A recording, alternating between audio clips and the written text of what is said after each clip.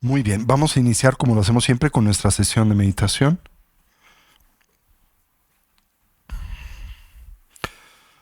Para la misma y como es costumbre, nos ponemos derechitos con nuestra espalda erguida y nuestra cabeza en equilibrio o balance.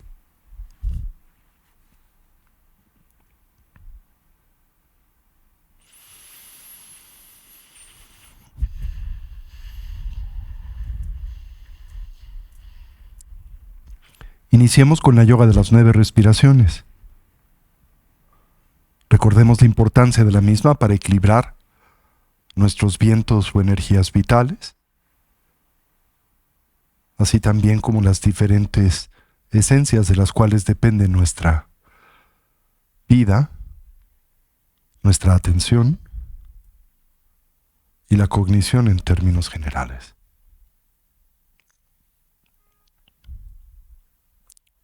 Comencemos por evocar una imagen mental de nuestra forma física. Y para ello, introspectivamente recorramos a nuestro cuerpo desde la coronilla de la cabeza hasta las plantas de los pies.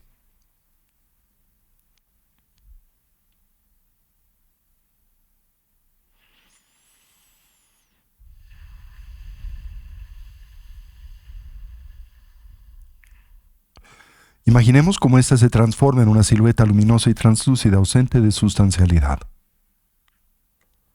con la forma y la postura de los 7 puntos comúnmente asociada al Buda Vairochana.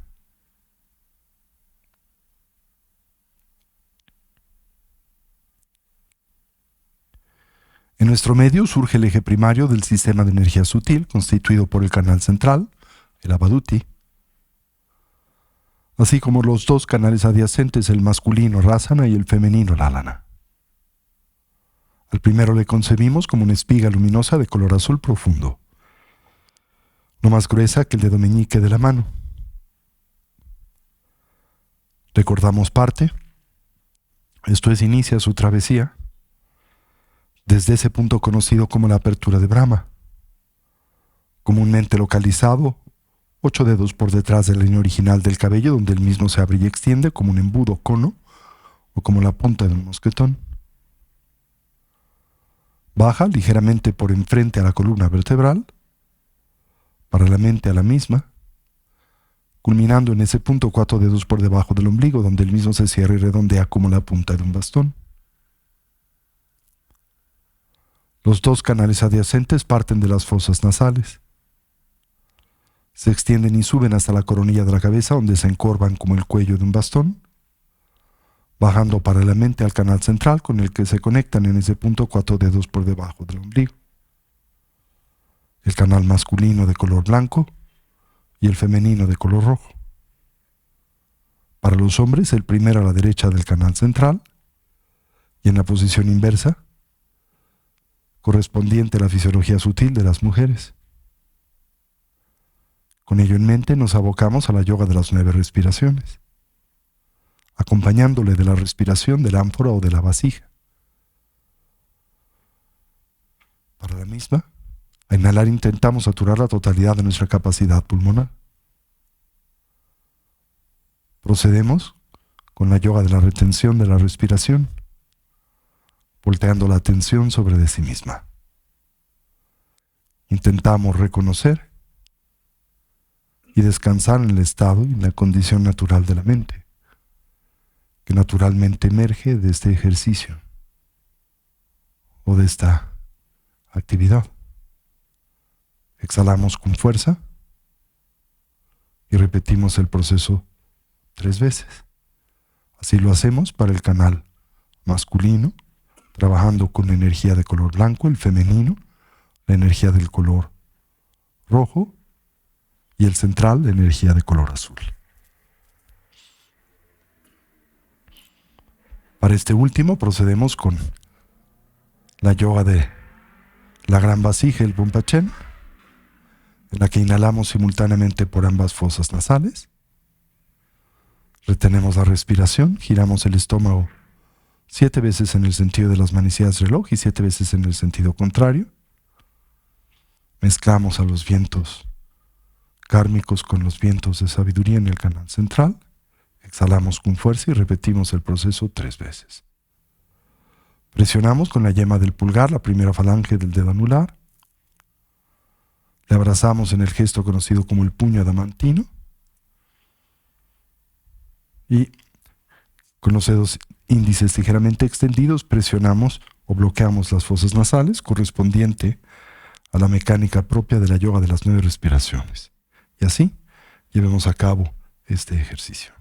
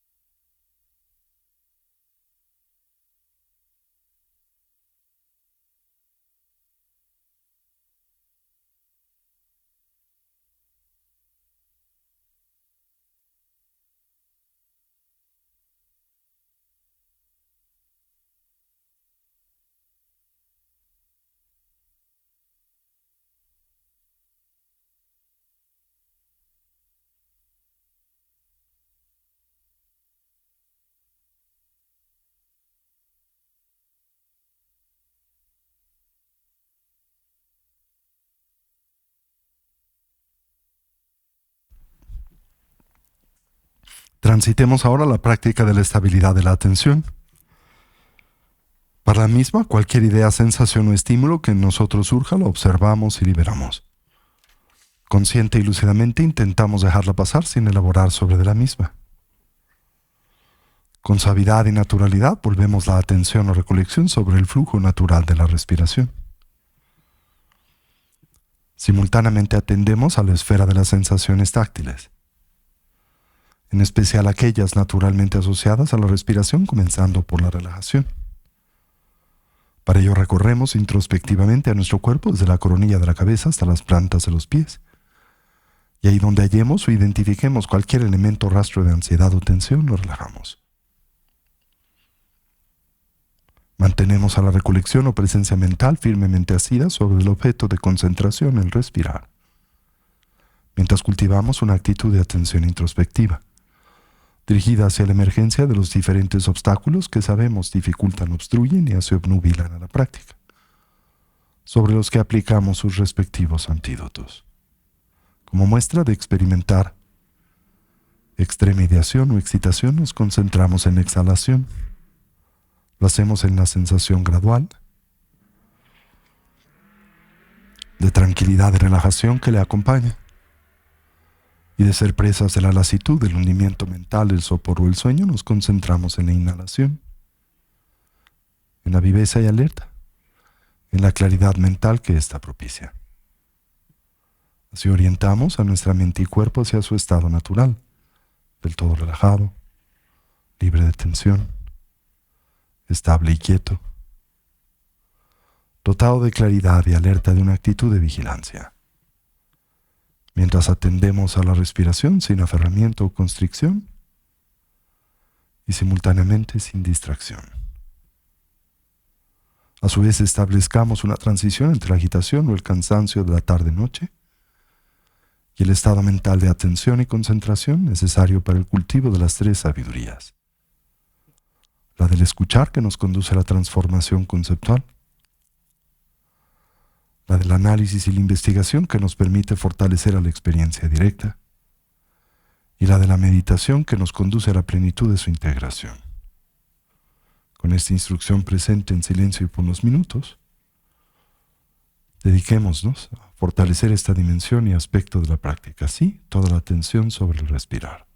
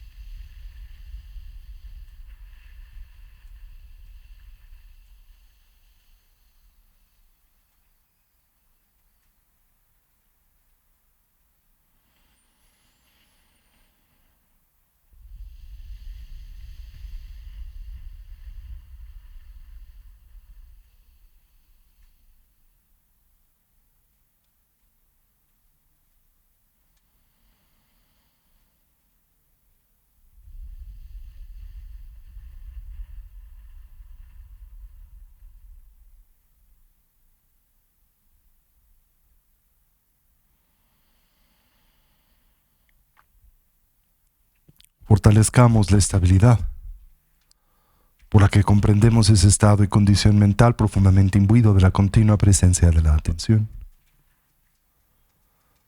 Para ello observemos el natural ingreso y salida del aliento por la punta de las narices o el labio superior, la expansión y contracción del diafragma y del estómago, la natural relación presente entre ese movimiento y el de la respiración. A inhalar observemos si el ciclo es largo o corto, si es profundo o superficial, haciendo lo mismo con la exhalación, mientras simultáneamente atendemos a la mera sensación de contacto de nuestro cuerpo con su asiento. Y una vez más, de experimentar excitación, nos concentramos en la exhalación. Y de vernos expuestos o transitar por la condición de la lasitud, nos concentramos en la inhalación.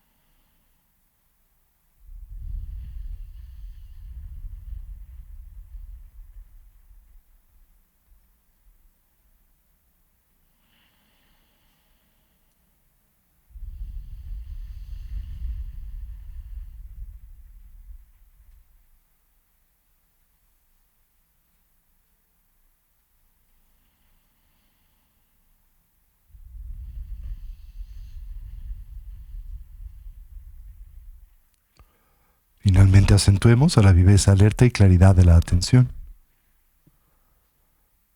Para ello, una vez más, observemos el ingreso y salida del aliento por la punta de las narices o el labio superior. La natural sensación de contraste en la temperatura del aliento al entrar y escapar por las fosas nasales. Y si se nos facilita como un medio hábil la presencia de una pequeña esfera luminosa, un ticle, en el medio del entrecejo en el que suavemente focalizamos la atención. Así, de experimentar excitación, nos concentramos en la exhalación. Y de vernos expuestos a la lasitud, la inhalación.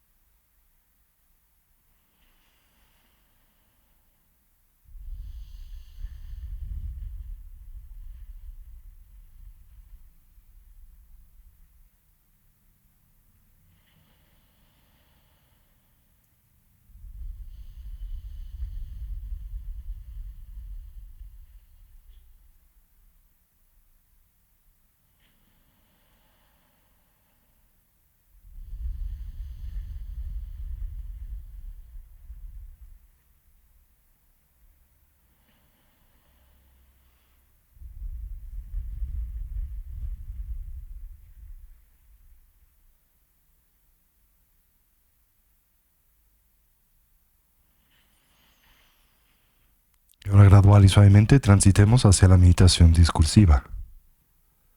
Reconozcamos en la misma un natural complemento a la práctica de la estabilidad. Así evoquemos a los 4 pensamientos que orientan y motivan a nuestra mente hacia el despertar. Comencemos por la exploración de la preciada vida humana. Reconozcamos su rareza, en realidad lo complejo y difícil que es obtener y asegurarla. Su necesaria condición de ocio y oportunidad, siempre enraizada en las 8 libertades y las 6 riquezas, tanto las personales como las circunstanciales. Lo fácil que es perderla, su fragilidad y transitoriedad, y así la gran más breve oportunidad con la que hoy contamos, para intentar imprimir y así dotar a nuestras vidas de una dimensión y sentido de genuino significado, el que naturalmente asociamos a la consecución del bienestar genuino, a través del medio del estudio y de la práctica del Buda Dharma.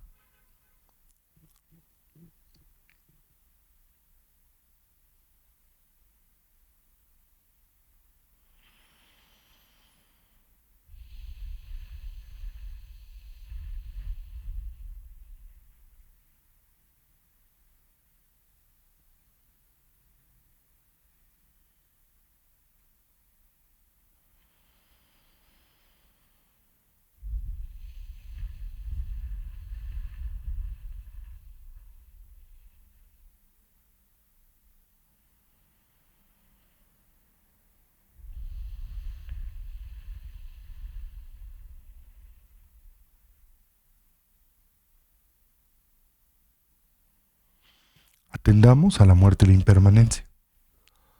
Reconozcamos cómo todo cambia y se transforma instante a instante, momento a momento, y cómo en realidad nada y nadie duran para siempre. En especial, señalemos o reconozcamos nuestra propia condición mortal.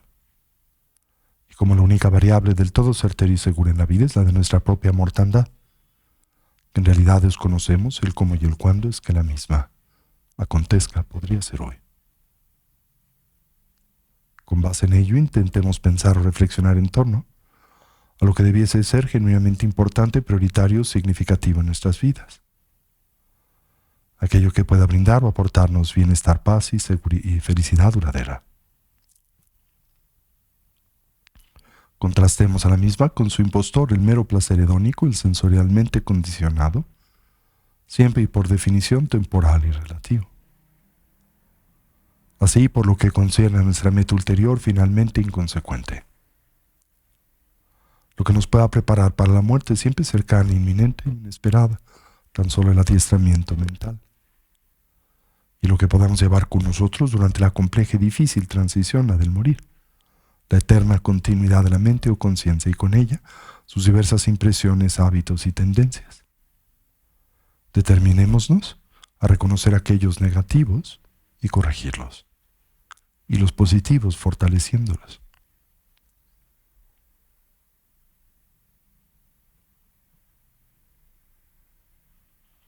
Para ello exploremos a las causas y sus consecuencias. Entendamos cómo nuestro presente es el natural resultado de nuestra actividad pasada, la de mente, palabra y cuerpo, así como nuestro futuro será el efecto de la suma de nuestra actividad pasada y presente. Como todo lo que hacemos, pensamos y decimos se torna así en significativo, haciéndonos del todo responsables de nuestra propia vida y vidas, en especial de la experiencia que de estas derivamos, siempre personal, íntima y subjetiva.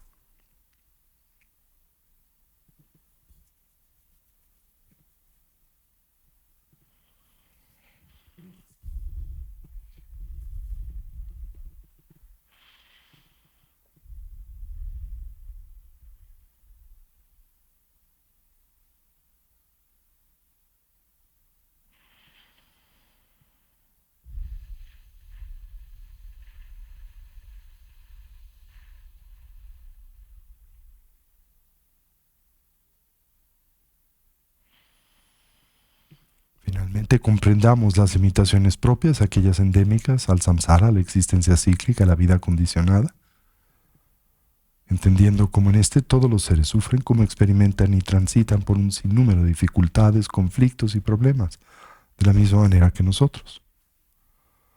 Podemos empatizar con estos, conocemos la experiencia del sufrir y naturalmente desearíamos ser capaces de ayudarles. Mas reconocemos nuestras limitaciones presentes para hacer y lograr esto, y es con ello en mente que volteamos nuestra atención en la dirección del refugio y que nos determinamos a establecer una orientación auténticamente positiva y segura en la vida, la que simbolizamos a través de la triple joya. Así, tomamos refugio en el Buda. Y lo hacemos no tan solo como un hombre o persona, sino como alguien que representa la naturaleza abierta y clara de la mente, así como sus diversos potenciales evolutivos. Tomamos refugio en el Dharma, como un compromiso para integrar y poner en práctica las instrucciones de vida, desarrollo y cultivo que el Buda nos dio o aportó. Tomamos refugio en la Sangha, la comunidad compuesta primariamente por aquellos genuinamente avanzados en el sendero, los despiertos, los liberados, los héroes o bodhisattvas. Simbólica e indirectamente la comunidad de amigos y amigas que en el camino nos inspiran y ayudan.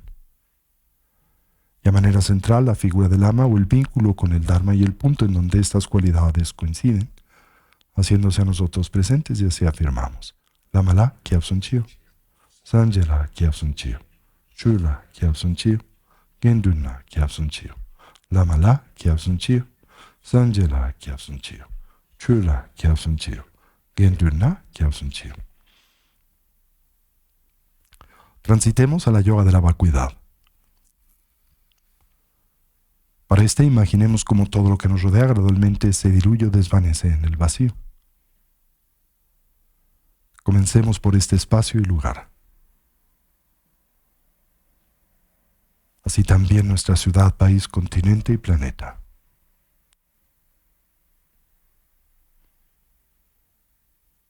El universo con sus infinitos mundos. Nuestro cuerpo referente físico con base en el cual comúnmente edificamos nuestro sentido de identidad personal. Todo ello se diluye, se desvanece en el vacío. Lo único que permanece es la expresión primaria de la conciencia. Esto es, la mera claridad y el darse cuenta. Descansemos por momento a medida de nuestras posibilidades en esta dimensión de la conciencia desnuda, libres de elaboración conceptual.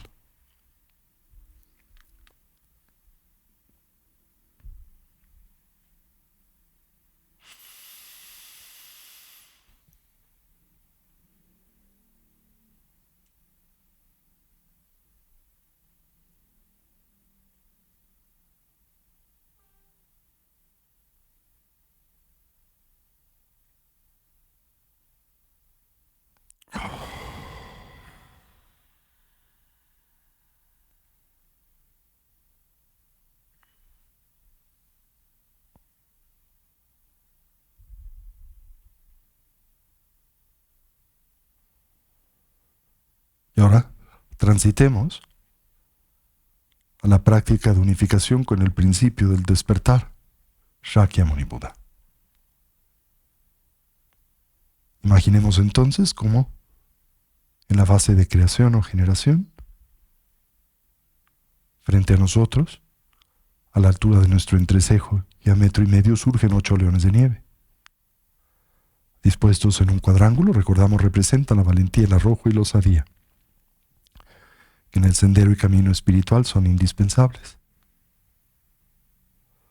Sobre sus lomos emerge un trono dorado y enjollado, que recordamos representa la realeza y la natural dignidad del estado despierto, plenamente actualizado de la mente o conciencia.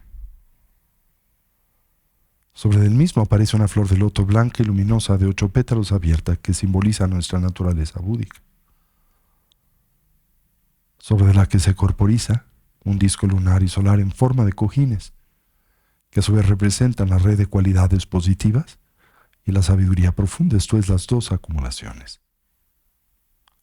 Sobre estos gradualmente se manifiesta la figura de Shakyamuni Buda.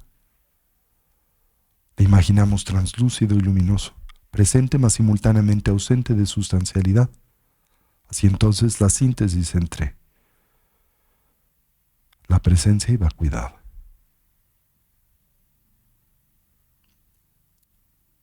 Se encuentra sentado en la postura damantina con sus piernas entrecruzadas, simbolizando así la maestría de la fuerza del samadhi, y con este la plena funcionalidad mental. Su mano derecha toca la tierra con el dedo medio, haciéndola testiga de su victoria sobre el triple veneno, la ignorancia, el apego y la aversión. La izquierda descansa con la palma extendida hacia arriba, descansando en su regazo, la maestría de la fuerza de la atención y concentración. Se encuentra ataviado con la vestimenta propia del bhikshu. Su túnica elaborada en retacería de tela, simbólica de su victoria sobre los 8 intereses mundanos. Como todos los grandes seres, los Mahasattvas, despliega el Ushnisha, una pequeña protuberancia sobre la coronilla de su cabeza que simboliza la actualización de sus habilidades y capacidades cognitivas, emocionales y físicas. Despliega a su vez las 32 marcas mayores como las 80 menores de un Buda, que a su vez representan la maestría de las actividades liberadoras o las paramitas, y en el que síntesis de los potenciales que en el sendero deseamos actualizar y obtener, tomamos refugio y le decimos: querido Lama, auxílianos a purificar y a transmutar nuestras limitaciones en oportunidades. Shakyamuni Buda nos sonríe. Imaginamos, se manifiesta contento y satisfecho por la determinación que hoy nos anima. En consecuencia, a su alrededor surge el campo del mérito, la comunidad de seres despiertos. Miriadas de Budas y Bodhisattvas, seres liberados, dakas, dakinis y protectores. Teyiram Shavakas, Pratyeka Budas, yogis y yoginis. A nuestro alrededor aparecen innumerables seres sensibles, también provenientes de los diferentes reinos propios de la existencia cíclica, de la vida condicionada, pero hoy todos dotados de la preciada plataforma humana, y a su vez animados por el espíritu de la emergencia definitiva que en nosotros contagian.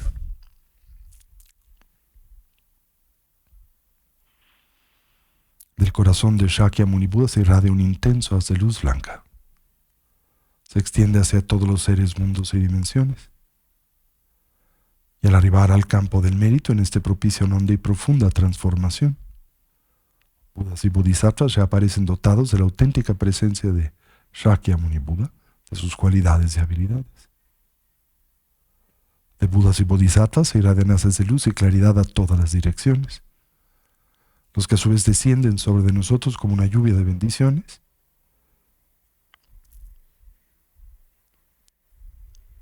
que se extiende a nosotros y a los que nos rodean, que establece un puente y vínculo de interacción entre nosotros y estos seres de sabiduría, grandes como montañas y pequeños como partículas de polvo, irradian réplicas de sí mismos, las que ahora se funden en la figura central de Shakyamuni Buda, incrementando su luz y presencia por 1000. Le concebimos como una montaña de luz, iluminada por 1000 soles.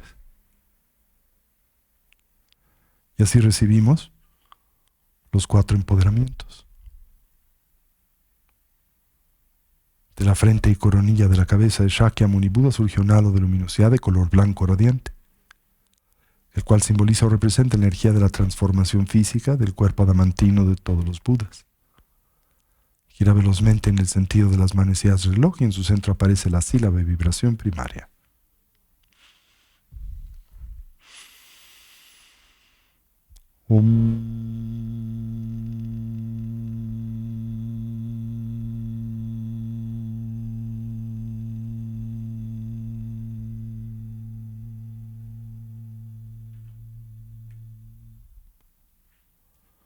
Un poderoso haz de esta luz y claridad es ahora irradiado de la frente del Buda hacia nuestra propia frente y coronilla, la de los seres que nos rodean. Penetra en nosotros como un espeso néctar que satura y llena nuestros cuerpos, desde las plantas de los pies hasta la coronilla de la cabeza. A medida en que en nosotros penetra, recorre las paredes internas del cuerpo arrastrando sus impurezas y limitaciones. E imaginamos acontece la purificación física en 3 etapas. En la primera concebimos nuestras limitaciones físicas presentes, salen de nuestro cuerpo por las plantas de los pies, las palmas de las manos, los poros del cuerpo y el ano, como tinta negra o humo negro que al abandonarnos se diluye y desvanece en el vacío. O se vierte sobre la tierra como una especie de abono. En una segunda etapa imaginamos se purifican nuestras limitaciones potenciales físicas, quizá como nuestras debilidades genéticas. Salen de nuestro cuerpo de la misma manera, pero ahora como pus, sangre coagulada y ennegrecida. Y una vez más, al abandonarnos y vertirse sobre la tierra, en ella operan como un nutriente. Y finalmente sentimos nuestras limitaciones físicas resultantes de nuestra interacción con diferentes contaminantes ambientales se purifican. Los auditivos, gustativos, táctiles y olfativos, nuestra visión kármica de la vida. Los eventos ambientales, que no son detrimentales. Todo se purifica, sale de nuestros cuerpos por las plantas de los pies, las palmas de las manos, los poros del cuerpo y el ano, como miriadas de alimañas que, al abandonarnos, se diluyen y desvanecen en el vacío. Donde sea adecuado, propicio, pertinente, aplicamos las fuerzas y poderes de oposición, reconociendo en las mismas el corazón de la purificación, el arrepentimiento que no es culpa, la determinación de enmienda, la aspiración de poder reorientar a nuestras vidas en una dirección positiva y segura, y la determinación de purificar el daño que a través del cuerpo ya hemos propiciado en otros o en nosotros mismos. Y mientras sentimos esto, experimentamos la fuerza vibratoria de la sílaba Om dentro de nosotros 3 veces.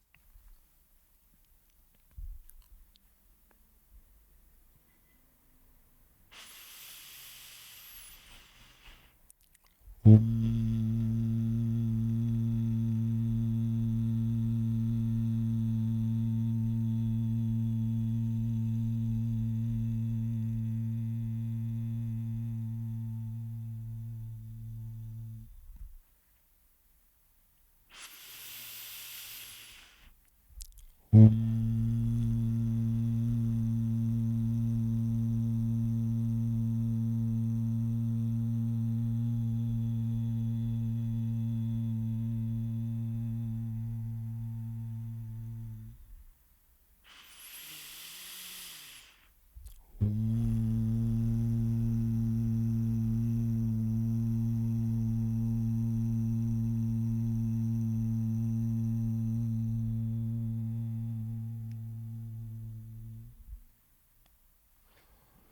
Por el poder de la luz blanca, imaginamos, sentimos nuestras limitaciones físicas, las propias, las de los seres que nos rodean, se han visto purificadas.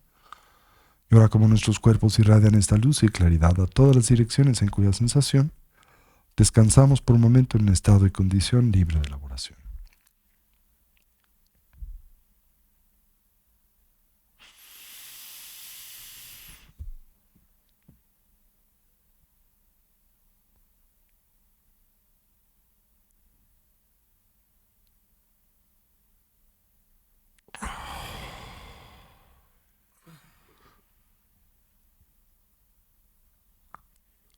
Ahora imaginamos o sentimos como del área de la garganta del Buda surge un halo de luminosidad de color rojo radiante, el cual simboliza o representa energía de la transformación verbal del habla adamantina de todos los Budas.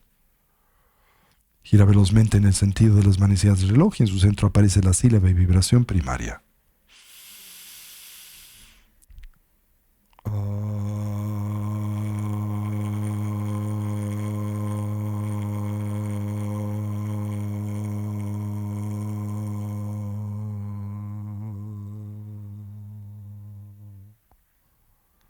Un poderoso haz de esta luz y claridad se ha irradiado de la garganta del Buda hacia nuestra propia garganta y boca. Una vez más, en nosotros penetra como un espeso néctar que gradualmente nos inunda y satura desde las plantas de los pies hasta la coronilla de la cabeza. En la superficie de este néctar emergen esferas oscuras que representan nuestras limitaciones verbales o comunicativas.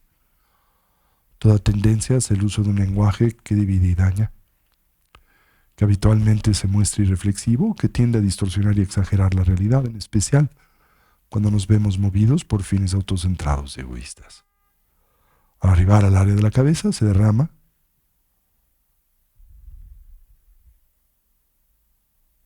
y se desvanece en el vacío.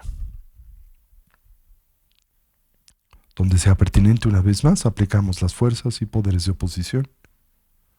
Y mientras sentimos esto, experimentamos la fuerza vibratoria de la sílaba A dentro de nosotros 3 veces.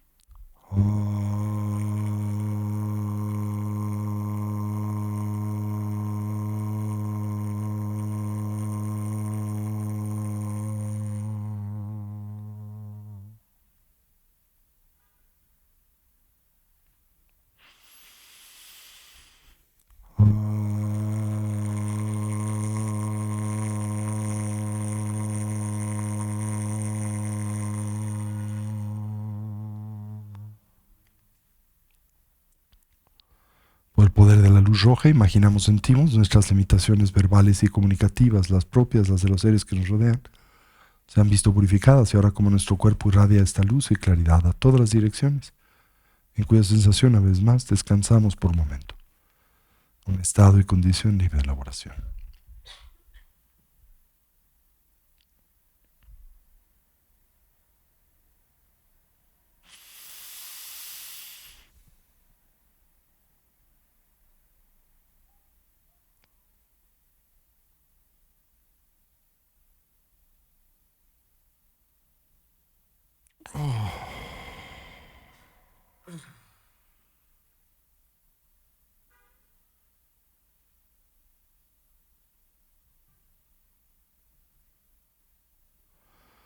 Ahora imaginamos o sentimos como del área del pecho del Buda surge un halo de luminosidad de color azul radiante, el cual simboliza o representa energía de la transformación mental o cognitiva de la percepción adamantina de todos los Budas. Gira velozmente en el sentido de las manecillas del reloj y en su centro aparece la sílaba y vibración primaria.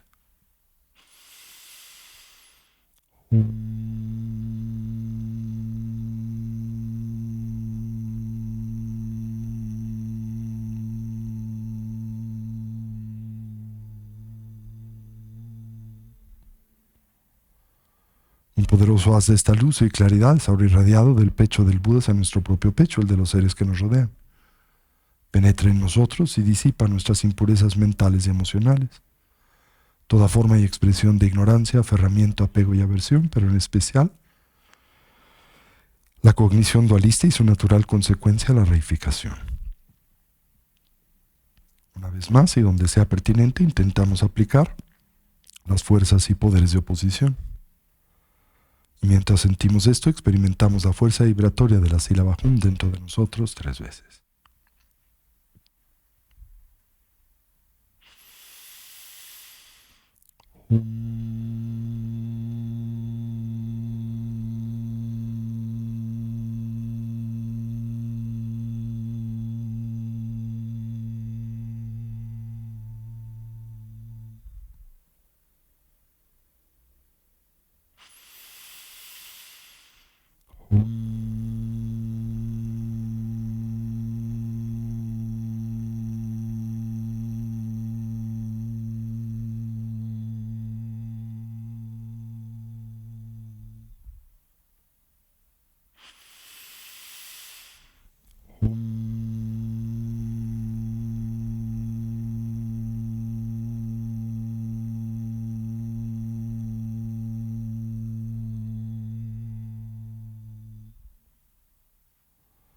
Por el poder de la luz azul, imaginamos, sentimos nuestras limitaciones mentales y emocionales, las propias, las de los seres que nos rodean, se han visto purificadas.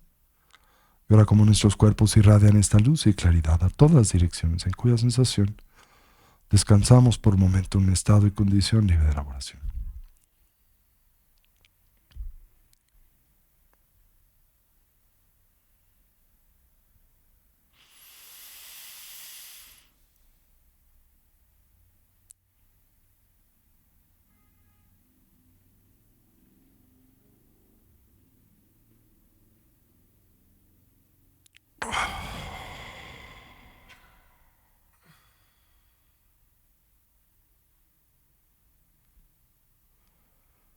Y ahora imaginamos o sentimos como estas 3 luces son simultáneamente irradiadas del Buda hacia nosotros. Blanca por la frente, roja por la garganta, azul por el pecho, en nuestros respectivos puntos. Cualquier remanente de nuestras impurezas físicas, mentales y comunicativas se ve purificada. Y nuestros cuerpos se transforman en una matriz de luminosidad arcoíris. En nosotros se plantan las semillas para la eventual consecución de el cuerpo del despertar.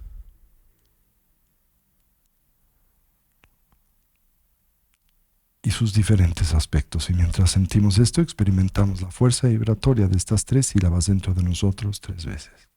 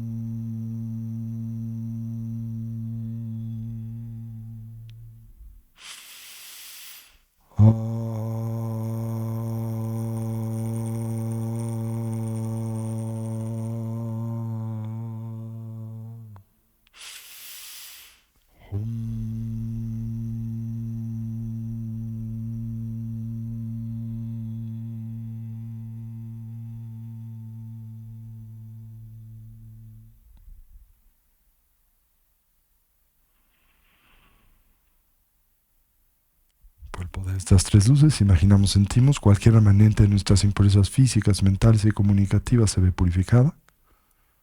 Y ahora nuestros cuerpos irradian luz y claridad multicolor en cuya sensación descansamos por un momento en un estado y condición libre de elaboración.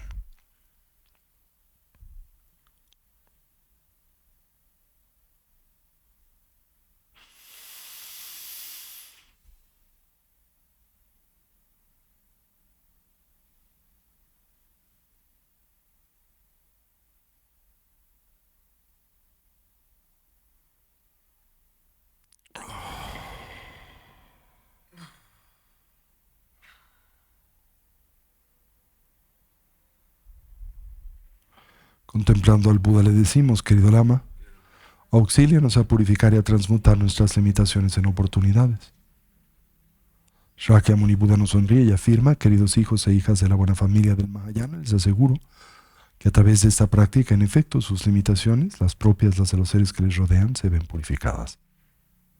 Y ahora transitamos a la fase de integración. Shakyamuni Buda se traslada y coloca sobre la coronilla de nuestras cabezas, 4 dedos por encima de estas y 8 por detrás de la línea original del cabello, viendo en nuestra misma dirección.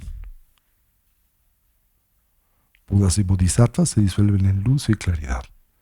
Penetran por la coronilla de la cabeza de Shakyamuni Buda y se funden en este. Los 8 elones de nieve se disuelven en el trono dorado y enjollado, este en la flor de loto, en el disco lunar y solar, y estos en Shakyamuni Buda. Ahora Shakyamuni Buda se disuelve en luz y claridad, penetra por la coronilla de nuestras cabezas y se funde en nosotros como el agua se diluye en el agua. Imaginamos que no queda resto alguno de nuestra identidad ordinaria y convencional animada por nuestra historia individual. Y reemergemos dotados de la auténtica presencia de Shakyamuni Buda, de sus cualidades y habilidades.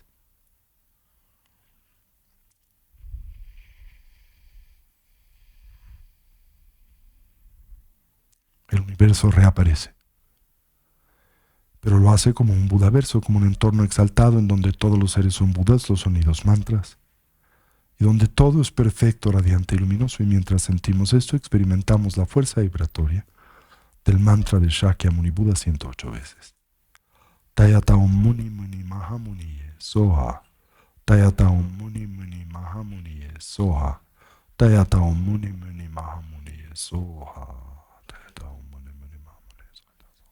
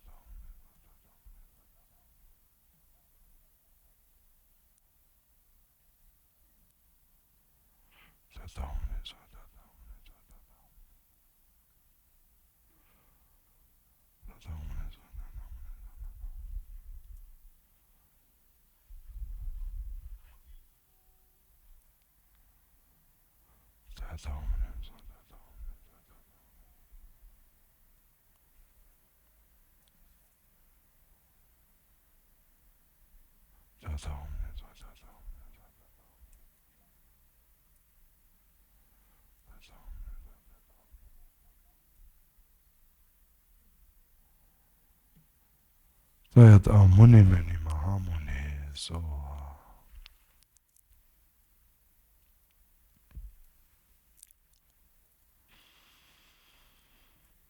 Y ahora transitamos a la fase de perfeccionamiento. Recordamos y reconocemos en la misma un método para simular la transición del dormir y el morir, en donde de forma espontánea y natural surge la luz clara esencial de la mente, la cual aquí nos entrenamos a reconocer y estabilizar. Una vez más en nuestro medio surge el canal central.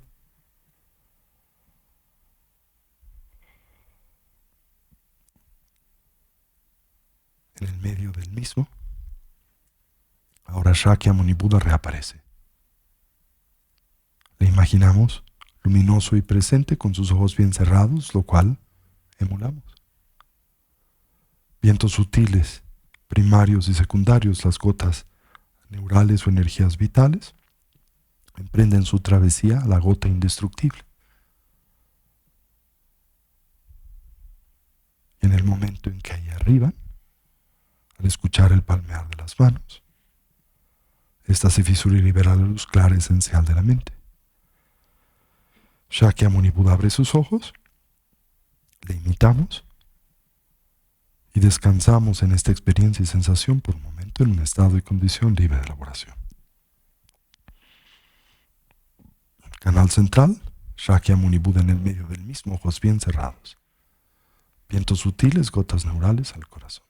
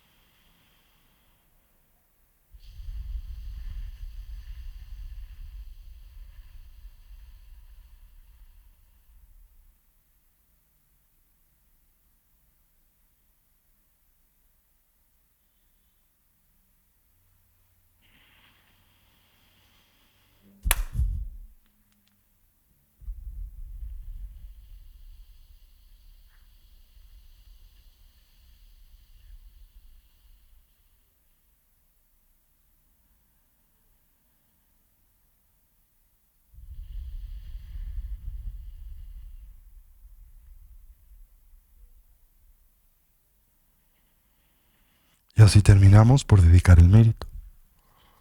Deseamos cualquier potencial positivo que a través de este medio ya hemos desarrollado o cultivado sirva y sea de beneficio a todos los seres. Que podamos todos actualizar nuestros potenciales así como trascender nuestras diversas limitaciones. Que una mentalidad altruista pueda nacer donde no ha nacido y se incremente donde ya existe. Que todos los seres puedan ser felices y dejar de sufrir.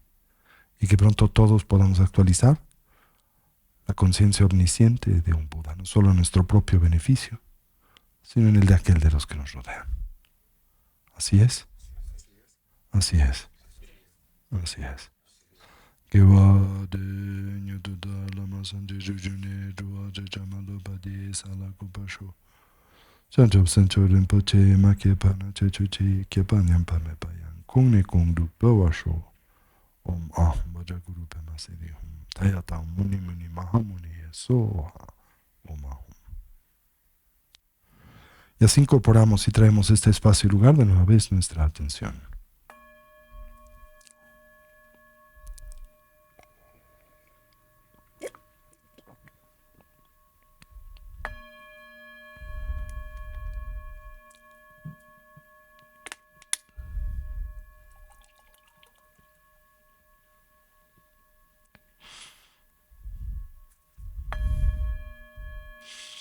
Muy bien.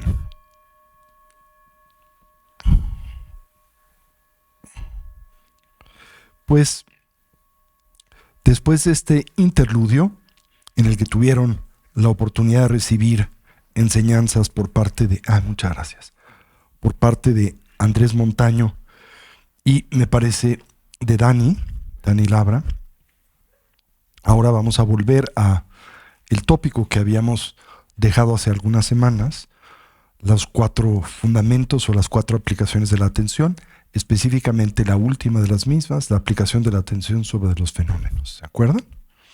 Bueno. Bien, bien.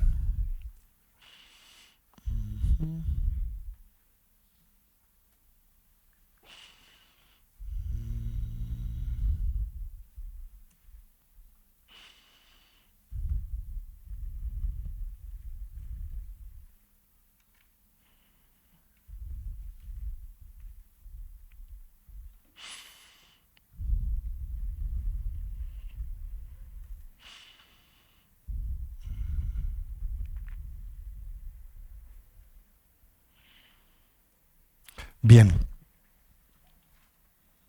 recordarán que la práctica de las 4 recolecciones o la práctica de las 4 aplicaciones de la atención representa una de las primeras aproximaciones que el Buda nos comparte dentro del contexto de una especie de estrategia de análisis y observación tanto de nosotros como de la naturaleza, de la realidad y todos los fenómenos que en la misma acontecen. A ese tipo de iniciativa o a ese tipo de, digamos, objetivo se le llama en términos generales Vipassana. La práctica contemplativa dentro del contexto del universo experimental del Buda Dharma, saben bien, se divide en 2 grandes categorías. Las prácticas que tienen por meta y objetivo el desarrollo de la estabilidad de la atención y que le aportan a la mente poderío, eficacia y funcionalidad. Y las prácticas que, partiendo de esa iniciativa y aprovechando los resultados de la misma, lo que pretenden es investigar unipuntualmente de forma muy profunda la naturaleza de las cosas, esto es, la manera en que las cosas son. El objetivo primario del Vipassana es el cultivo de la sabiduría, aunque simultáneamente un aspecto de la misma, pues tiene que ver con el desarrollo simultáneamente de la bondad, el amor y la compasión, que en el contexto de nuestra tradición no se contemplan como aspectos divorciados o distanciados de la sabiduría, sino una dimensión propia de la misma, ¿sí? Aunque técnicamente se cultivan por separado o a través de métodos alternativos, como por ejemplo en el contexto de la matriz de la meditación budista, las prácticas tales como son los 4 pensamientos inconmensurables, o en la tradición de Nalanda, prácticas como por ejemplo las de las 6 causas y su consecuencia, o prácticas como lo son el igualar el uno con el otro, o inclusive en el contexto de la tradición del camino de vida del Bodhisattva, la práctica del Tonglen, el tomar y el dar. ¿Sí? Todas estas son herramientas que tienen por objetivo el fortalecer este particular aspecto del camino y así también de la sabiduría, que es la bondad, el amor y la compasión. Pero todo el universo de la meditación introspectiva budista pues tiene como meta desarrollar la sabiduría. Y por sabiduría lo que entendemos es la habilidad de ver, de entender, de codificar con objetividad la realidad, la manera en que las cosas son. Bien, una primera aproximación para lograr este objetivo es la de las 4 aplicaciones de la atención.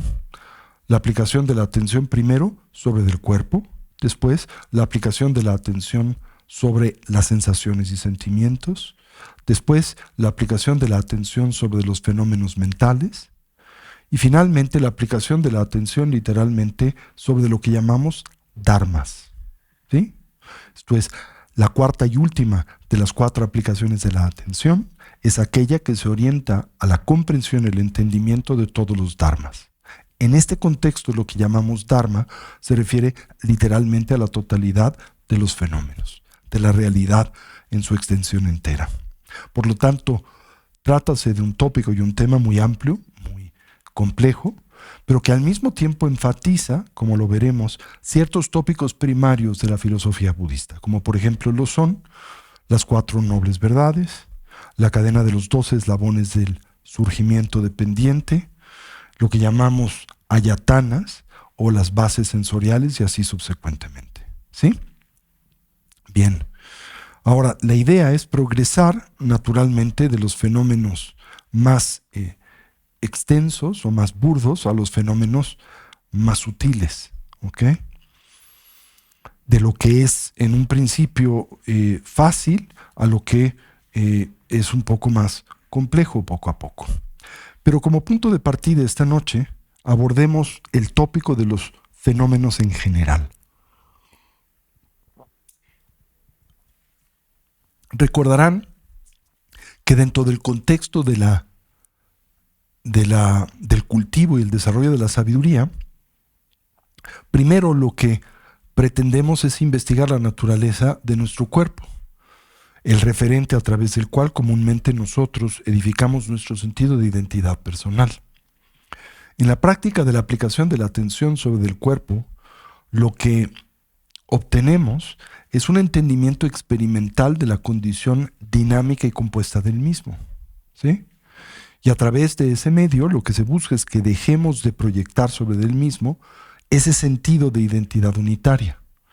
Eso no quiere decir de forma alguna que nosotros a través de este medio nos distanciemos o disasociemos de toda forma de identidad.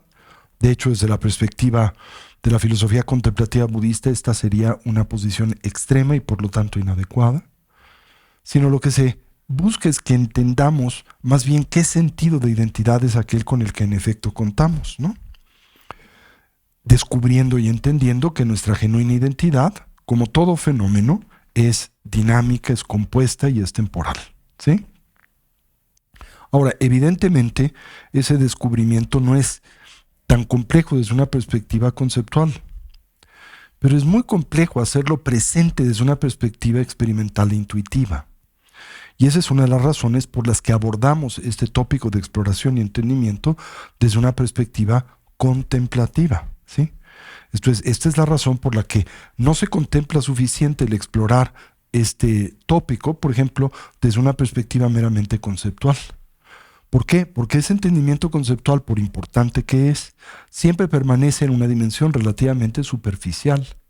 Y esa dimensión superficial es insuficiente para romper el sentido de identificación que nosotros comúnmente atribuimos a esta noción equívoca de identidad unitaria. ¿Se entendió eso? Y para eso es que empleamos estas diferentes estrategias y herramientas contemplativas, la aplicación de la atención sobre el cuerpo. Y lo haremos también después aplicando la atención a la mente, ¿sí? ¿Por qué? Porque cuando buscamos o intentamos explorar la naturaleza de la identidad, o la hallamos o asociamos a nuestro cuerpo, o la hallamos y asociamos a la mente por sus procesos y fenómenos, o la hallamos y asociamos a la relación entre uno y otro, o la concebimos como algo del todo disasociada y externa a estas. En realidad, y si lo piensan, no existe otra alternativa, ¿no? O somos el cuerpo, o somos la mente, o somos el cuerpo y la mente, o somos algo del todo distinto, ajeno e independiente al cuerpo y la mente, ¿sí? Entonces empezamos precisamente por explorar al cuerpo. Después progresamos en la exploración de la mente y sus fenómenos. Después intentamos buscar ese sentido de identidad fuera de la misma, y a través de este medio poco a poco comprendemos, insisto, intuitiva y experimentalmente, el que en realidad este sentido y sensación de identidad es un mero constructo conceptual, pero que no tiene como referente algo genuino y verdadero, ¿sí? No lo tiene el cuerpo, porque este es compuesto, dinámico y temporal. No lo tiene en la conciencia, porque, como por ejemplo lo exploramos con todos sus diferentes procesos y fenómenos, es una entidad también compuesta, dinámica y en movimiento. Y no existe independiente a estos, porque si así lo fuere, no tendría manera de vincularse con ellos, ¿sí? Por lo tanto, y a través de este tipo de exploración, eventualmente arribamos a la conclusión de que ese sentido particular de identidad es falso, ¿sí? Y lo que se busca es que a través de este medio también poco a poco abracemos un sentido genuino de identidad, ¿sí? Y ese sentido genuino de identidad, al entender lo compuesto, dinámico y temporal, es uno sobre el cual no pueden asociarse o en el que no pueden vincularse aflicciones mentales y emocionales. Porque las aflicciones mentales y emocionales dependen y operan en relación a este sentido unitario, ¿verdad?, de identidad, esta sensación falsa y equívoca del yo. ¿Se entendió eso? Este es entonces el objetivo primario tanto de la aplicación de la atención sobre el cuerpo, como la aplicación de la atención sobre las sensaciones y sentimientos, y la aplicación de la atención sobre los fenómenos mentales, que incluyen naturalmente como un subconjunto a los emocionales. Bien, ahora, si bien es cierto que nosotros carecemos de este tipo de identidad, ahora lo que sigue es explorar la totalidad de los fenómenos con los que nosotros convivimos o los que a nosotros, a través de nuestras diferentes bases sensoriales, se presentan. Identificar cuál es la manera en que a nosotros aparecen y tratar de dilucidar de esa apariencia su realidad. Si en efecto estos fenómenos existen como a nosotros se presentan, o si lo hacen de una forma distinta y alternativa a esa, digamos, presencia o a esa manifestación, ¿sí? La hipótesis de trabajo, y la debemos de tratar de esa manera, tan solamente como una hipótesis, como punto de partida, porque lo que buscamos a través de esta estrategia contemplativa es validarla, pero la podremos validar hasta que logramos penetrar o cultivamos familiaridad y éxito con este tipo de aproximación contemplativa. Mientras esto sucede, esta aproximación es una hipótesis, ¿sí?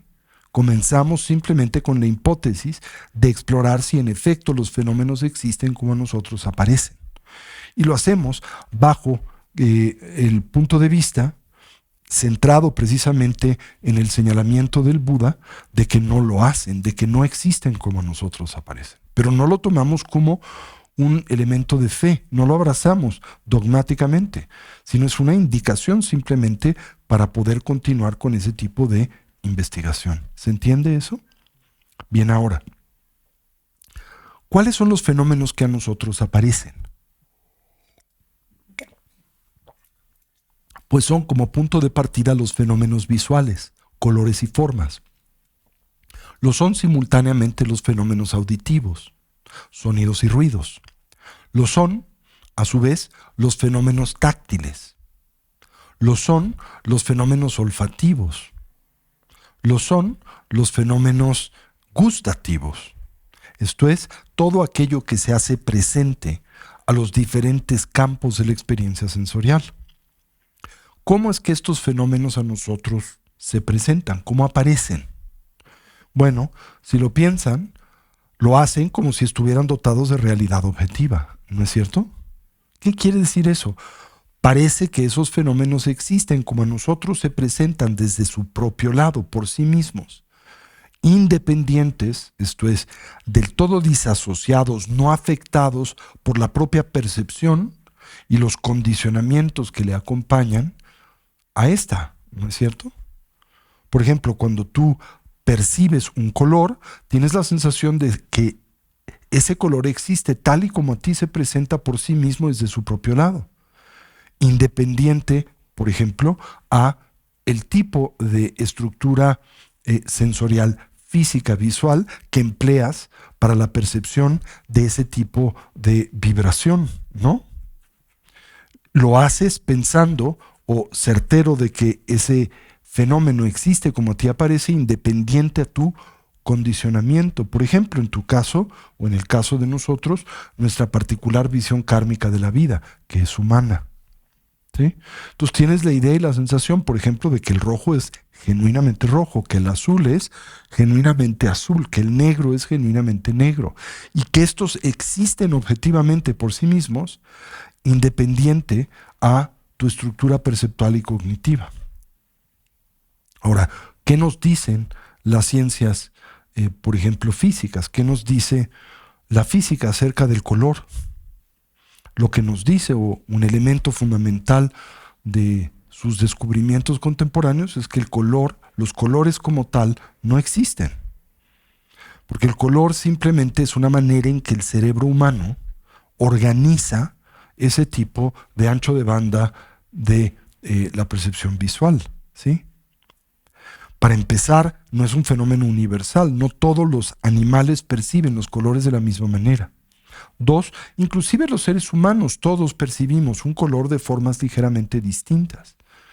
Y hay algunos que en consecuencia, por ejemplo, de alguna habilidad, tienen una percepción más exaltada del color que otros, o en contraste, en consecuencia de alguna disfuncionalidad, por ejemplo, el daltonismo, no pueden percibir toda la gama de colores, ¿sí?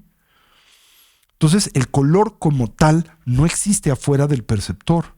No existe de forma objetiva el rojo, el azul, el verde o el amarillo, ¿sí?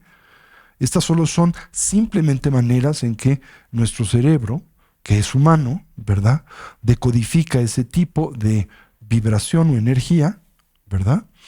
En consecuencia de la estructura de nuestra cognición, que es lo que la tradición budista llama nuestra visión kármica de la vida. Bien, así podemos señalar cualquier otro tipo de fenómeno.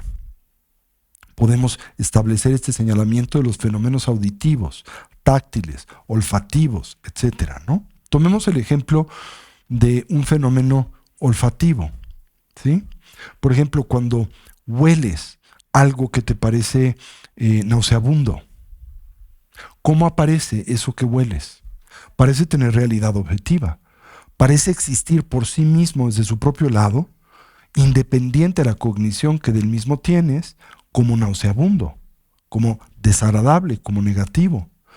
Pero de nueva vez, eso que tú percibes como negativo no está presente en ese fenómeno en sí mismo. Es algo que nosotros sobre el mismo imputamos en dependencia de nuestros diferentes condicionamientos, ¿verdad? No todos los perceptores así lo perciben y nosotros mismos no lo percibimos de la misma manera siempre y no lo hacemos en independencia de condiciones y circunstancias. Por lo que esta noción de identidad objetiva, por ejemplo, en una apariencia olfativa, es falsa.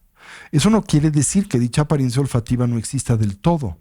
Solo lo que se pretende es señalar y entender que no existe como aparece, por sí misma y desde su propio lado, dotada de cualidades objetivas. Por ejemplo, agradables, desagradables o neutras. Esas cualidades agradables, desagradables o neutras no están presentes en los fenómenos, sino son algo que nosotros como perceptores sobre ellos imputamos. Lo mismo puede decirse de las experiencias táctiles, ¿no? Por ejemplo, el calor y el frío. Cuando tú, por ejemplo, te ves expuesto al calor o te ves expuesto al frío, ¿cómo lo percibes? También lo percibes como si se tratase de una experiencia dotada de realidad objetiva. O sea, esto es, piensas, esto es absolutamente calor, esto es absolutamente frío, ¿no? Pero el calor y el frío son algo relativo. Emergen en dependencia de una variedad de condiciones y circunstancias, ¿no? Por ejemplo, lo que tú contemplas como calor, ¿verdad? Como una persona que vive en el Valle de México, no es exactamente lo que percibe como calor, por ejemplo, una persona que vive en el Congo o en Etiopía, ¿sí? O en Camboya, ¿no? O lo que tú percibes como frío no es lo que por frío percibe un esquimal, ¿sí? Cuando un esquimal, ¿verdad?, visita la Ciudad de México, por ejemplo, en estos días que nosotros inclusive tenemos suéteres y cosas y pensamos fríos, pues nos pensaría locos porque pensaría que más bien hace calor. Si piensas que el entorno al que ese esquimal se ve expuesto en promedio, pues está a -4 o 5 grados bajo cero. Entonces el calor y el frío no existen como realidades objetivas, sino de nuevo son experiencias que nosotros, o rangos de la cognición que nosotros estructuramos de forma subjetiva en dependencia de condiciones y circunstancias. Así, todos los fenómenos con los que nos vemos expuestos. Entonces, cuando nos preguntamos de forma primaria cómo es que los fenómenos a nosotros aparecen, cómo es que se hacen presentes a nuestras diferentes bases sensoriales, pues naturalmente pareciese como si estos estuvieran dotados como punto de partida de realidad objetiva, como si estos así existieran por sí mismos de su propio lado, independientes a nuestra propia cognición, nuestra propia estructura perceptual, que es en este contexto humana y está asociada a nuestros diferentes sentidos, ¿verdad? E independiente simultáneamente a una variedad de causas y condiciones que son siempre temporales y por tanto lo son subjetivas. Entender esto, insisto, desde una perspectiva conceptual no es difícil. Pero aun cuando lo entiendes conceptualmente, el conflicto radica en el hecho de que estos fenómenos siguen a ti apareciendo de la misma manera. ¿No es cierto? Puedes conceptualmente entender que no tienen realidad objetiva y sin embargo a ti siguen apareciendo como si la poseyesen, como si la tuviesen. Y por lo tanto y naturalmente, como en el resto de los objetos de exploración de la práctica de las 4 recolecciones, que se propicia la relación aflictiva con dichos fenómenos. ¿Y cuál es esa relación aflictiva? Aquella que se centra en la estructura del triple veneno. Esto es la ignorancia, ese crónico desconocimiento de la manera en que estos fenómenos son, existen y funcionan, y naturalmente el aferramiento y la aversión a los mismos en dependencia de esa equívoca y sesgada cognición. Ahora, ¿cuál es el costo de esa relación? Pues desde la perspectiva de la tradición budista, pues lo es la primera de las 4 nobles verdades, ¿verdad? ¿Y cuál es la primera de las 4 nobles verdades? Pues la realidad del sufrimiento. Sufrimos, ya sea de forma grosa o sutil, en consecuencia de percibir y por tanto de codificar de una forma equívoca a la realidad, ¿verdad? Tanto a nosotros mismos, la naturaleza de nuestra propia condición, como la naturaleza de la condición que es propia de todos los distintos fenómenos. Entonces, como punto de partida en la cuarta de las recolecciones, la aplicación de la atención sobre los fenómenos, en términos genéricos lo que buscamos es poder dilucidar la naturaleza, digamos, compuesta, la naturaleza dinámica y por lo tanto la naturaleza ilusoria de la totalidad de los distintos fenómenos que a nosotros se presentan a través de nuestras diferentes bases sensoriales. Y estaremos, para lograr este objetivo, estructurando una línea de diferentes iniciativas introspectivas que en este contexto se centran en nuestras diferentes bases sensoriales y que lo que buscan es en efecto investigar, hacer patente y presente desde una perspectiva experimental cómo las cosas existen de una forma diferente a como nosotros aparecen. Ahora, quiero volver a insistir y subrayar que de ninguna manera aquí lo que se plantea es arribar a la conclusión de que todos estos diferentes fenómenos y apariencias carecen en su totalidad de existencia. Recuerden que esta es una postura extrema que la tradición budista de alguna manera,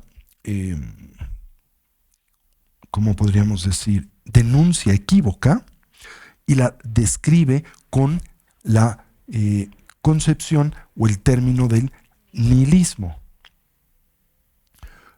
El Buddhadharma se describe a sí mismo como una posición intermedia, por eso se nombra Madhya Marga, ¿se acuerdan? Marga quiere decir sendero o camino, porque finalmente el Buddhadharma no es otra cosa que eso, un sendero y camino hacia la plenitud de la integración del individuo y por lo tanto el despertar, ¿no es cierto? Pero ¿de qué naturaleza es ese sendero camino? Ahí es donde se introduce este término Madhya, que quiere decir intermedio. Es un camino intermedio entre 2 extremos. ¿Y cuáles son estos 2 extremos que flagelan al individuo? Bueno, por un lado, el extremo del sustancialismo, la noción de que los fenómenos en efecto existen tal y como nosotros aparecen por sí mismos y desde su propio lado, o el extremo del nihilismo, que comúnmente acompaña a la fase inicial de la investigación contemplativa, particularmente aquella asociada a el entendimiento de la vacuidad. Cuando nosotros comenzamos la investigación de la realidad, cuando iniciamos con este tipo de proceso a través del cual pretendemos dilucidar la naturaleza compuesta y dinámica de los fenómenos, existe siempre el riesgo de que ese tipo de, digamos, metodología introspectiva culmine en una posición extrema e incorrecta, que es lo que llamamos la negación absoluta de la existencia o el nihilismo, ¿sí? Precisamente el sendero budista, intermedio por naturaleza, lo que pretende es librarnos de esos 2 extremos, liberarnos de la noción de que los fenómenos existen tal y como a nosotros aparecen, pero también liberarnos de la noción equívoca y extrema de que estos no existen del todo, para a través de este medio permitirnos residir o descansar en una posición cognitiva que en efecto intermedia entre estos 2 extremos nos permite entender la forma y manera en que las cosas son. Si bien es cierto, por ejemplo, que los fenómenos no son permanentes, son impermanentes. Si bien es cierto que los fenómenos no son unitarios, son compuestos. Si bien es cierto que los fenómenos no son estáticos, son dinámicos. Si bien es cierto que los fenómenos no tienen identidad intrínseca, poseen identidad relativa y temporal. Si bien es cierto que los fenómenos no tienen, existencia sustancial, la existencia que tienen es temporal y compuesta. Si bien es cierto que los fenómenos no poseen cualidades sustanciales, cualidades en ellos se presentan y a los mismos se asocian en dependencia de la designación conceptual. Y esto conforma la diferencia entre el reino o el universo de lo que denominamos la realidad relativa, o lo que también se describe, especialmente dentro de la tradición gelugpa del budismo tibetano, como la falsedad aparente, y la realidad absoluta, ¿sí? Ahora, no se pretende, al nosotros morar en el reino de la experiencia de la realidad absoluta, ignorar o disasociarnos de la realidad relativa. Porque si ese fuera el caso, esto nos haría o nos tornaría en personas y en perceptores disfuncionales, ¿no? Esto es, si nosotros, por ejemplo, descansáramos de forma estable y, digamos, coherente en el entendimiento de la vacuidad de los fenómenos, pero simultáneamente no pudiésemos entender su apariencia relativa, no podríamos responder a llamados tan primarios como el de pasarle a alguien una taza de café.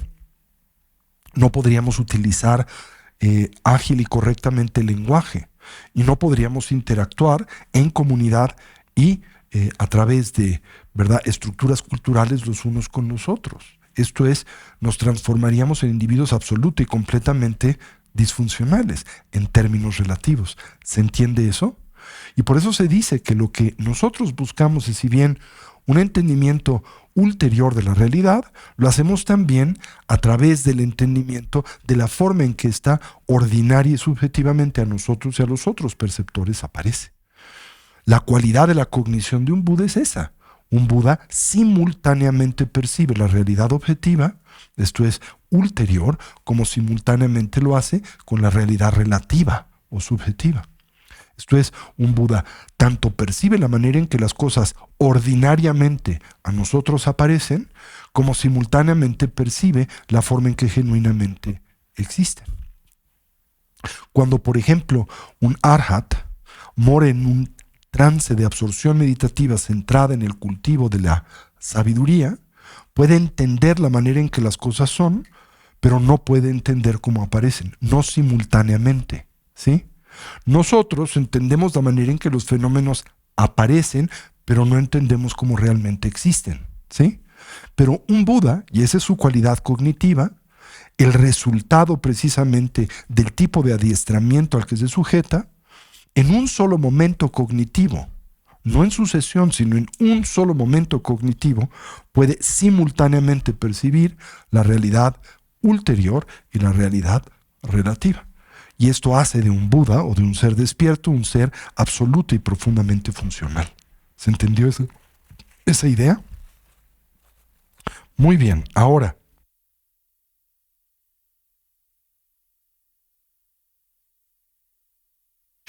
todo esto y lo iremos viendo poco a poco, ¿no? Pero habiendo dicho todo esto, ¿cómo lo podemos aterrizar o contemplar experimentalmente? Recordarán, por ejemplo, corríamos varios experimentos contemplativos, ¿no? Por ejemplo, un experimento contemplativo que es propio de la aplicación de la atención sobre los fenómenos, específicamente los visuales, es tratar de atender introspectivamente el proceso de la cognición visual. Y mientras acontece dicho proceso, esto es, mientras nosotros nos sujetamos al proceso del ver y lo hacemos conscientes del acto del ver, eso es precisamente la aplicación de la atención sobre el fenómeno de la cognición visual, mientras esto acontece, estableces o haces presente una línea de cuestionamientos fenomenológicos, ¿no? Por ejemplo, mientras atiendes el aspecto visual, te cuestionas si aquello que a ti aparece es permanente o impermanente. Simultáneamente, esto es, cuando decimos atiende si es permanente o impermanente, la idea es que explores si a ti se presenta de forma estática o dinámica. Ahora es un dado, si lo piensan, cuando por ejemplo aplicamos esta estrategia, algo muy simple como el recorrido que nuestros ojos hacen de un extremo de este salón, de un extremo de este salón al otro, ¿no? Hay algo que acontece cuando el órgano visual, ¿verdad?, se desplaza o se dirige, se focaliza en un extremo del salón al otro. ¿Y qué es lo que naturalmente acontece? Que el espectro visual cambia. ¿No es cierto? Si esto no fuese así, en el momento en que desplazaras tu vista, ¿qué sucedería? Sería, ¿verdad?, una especie de percepción visual fija. Esto es como que se grabaría o solo aparecería el primer momento cognitivo y este no podría o no tendría la habilidad de adaptarse o cambiar a diferentes apariencias y estímulos. Técnicamente, si ese fuera el caso, literalmente en el momento del nacer, al abrir por vez primera tus ojos, lo que acontecería es que en ti quedaría grabada ese tipo de imagen visual. Tendrías una experiencia visual, pero sería una experiencia visual estática y que no podría variar ni cambiar, lo cual eficazmente haría que tu cognición visual no fuera útil, ¿verdad? Que fuera desde esa perspectiva total y completamente disfuncional. Al atender entonces contemplativamente, lo cual quiere decir al hacerte consciente dentro del contexto de la cognición visual de su naturaleza dinámica, lo que se busca es que poco a poco condiciones a tu mente a no aferrarse a esas apariencias y a entender su condición cambiante y por lo tanto temporal. ¿Se entiende eso? Ese es un primer cuestionamiento. Cuando precisamente investigas al verte expuesto al espectro visual, si aquello que percibes, ¿verdad?, visualmente es permanente o impermanente. Otro cuestionamiento dentro de ese mismo contexto sería el explorar si esas apariencias son objetivas o subjetivas. ¿Sí? Ahora, esto lo puedes hacer de diferentes maneras. Por ejemplo, ¿no? ¿Qué sucede comúnmente cuando nosotros nos vemos expuestos a un estímulo visual? No sé si lo recuerdan, pero dentro del contexto de la instrucción contemplativa que el Buda comparte en las 4 recolecciones, hay un señalamiento muy importante. Por ejemplo, en el Sutra de las 4 aplicaciones de la atención, el Buda enfatiza, por ejemplo, que en lo visto debemos de atender tan solo lo visto. ¿Se acuerdan? Pero eso no es lo que en nosotros sucede. ¿Qué pasa? Cuando tú te ves expuesto, por ejemplo, a un estímulo visual, automática, inercial e inconscientemente, a ¿con qué lo mezclas? ¿En lo visto ves solo lo visto? No, porque tú mezclas ese estímulo con todo tipo de asociaciones conceptuales, ¿no?, que tienen también que ver con agrados o desagrados. Por ejemplo, no lo sé, si en este espacio ves una tanca, qué difícil te es disasociar el acto de percibir visualmente la tanca de, por ejemplo, la asociación bonita o fea. Eso para nosotros es casi instantáneo, es inercial, es habitual. Cada vez que visualmente percibimos algo, de forma inconsciente e inercial, a aquello que percibimos asociamos una valoración, ¿verdad?, emocional. Decimos es agradable o desagradable, es bonito o feo. Lo hacemos, por ejemplo, con todas nuestras experiencias sensoriales en general. Por eso, en la segunda de las aplicaciones de la atención, la aplicación de la atención sobre las sensaciones, ¿qué aprendemos a hacer? ¿Se acuerdan? ¿Cuál es el objetivo de esta segunda de las 4 aplicaciones de la atención? Bueno, el objetivo primario es distinguir entre una mera sensación y estas diferentes asociaciones conceptuales que a esa sensación nosotros vinculamos. ¿Cuál es la primera estructura que acompaña a esa cognición? Agradable y desagradable. ¿Se acuerdan? Y esa experiencia agradable o desagradable que en nosotros se presenta de forma espontánea y atendemos a manera inconsciente o acrítica, es una que nosotros pensamos equívocamente es intrínseca o es cosustancial al estímulo con el que convivimos o al que nos vemos expuestos, sensorialmente hablando, ¿no? Por ejemplo, en una sensación visual tenemos la sensación, por ejemplo, una sensación olfativa, tenemos la noción de que eso que olemos es en sí mismo, desde su propio lado, ya sea agradable o desagradable. Pero ¿qué aprendemos a hacer con la aplicación de la atención sobre las sensaciones? Bueno, en esencia, lo que pretendemos cultivar es la habilidad de observar el primer momento de la cognición sensorial. Y recordarán, porque así lo señalábamos durante esa fase de instrucción de las 4 recolecciones, que ese primer momento es no conceptual. Esto es, el primer instante cognitivo, por ejemplo, olfativo, es uno en donde simplemente, como el Buda precisamente señala, en lo que se huele solo se huele. Aparece el fenómeno, pero no lo hace asociado a etiquetas conceptuales y culturalmente condicionadas como agradable o desagradable, como positivo o negativo. Porque, insisto, estas son etiquetas que nosotros como perceptores, en dependencia de nuestro cuerpo, de nuestra condición, en este caso humana, y nuestra socialización, asociamos a dicho fenómeno, ¿verdad? Como en la comida. Yo vengo de una temporada de verme expuesto a muchos diferentes tipos de cocina, ¿sí? Y en esos diferentes tipos de cocina, pues uno tiene dificultades, ¿no? En especial porque uno asocia esa cocina con algo que no es agradable, porque no te es familiar, ¿verdad? O que es agradable en dependencia si se acerca a lo que para ti es familiar. Entonces dices, esta cocina es rica porque se parece a la mexicana, no sé, ¿no?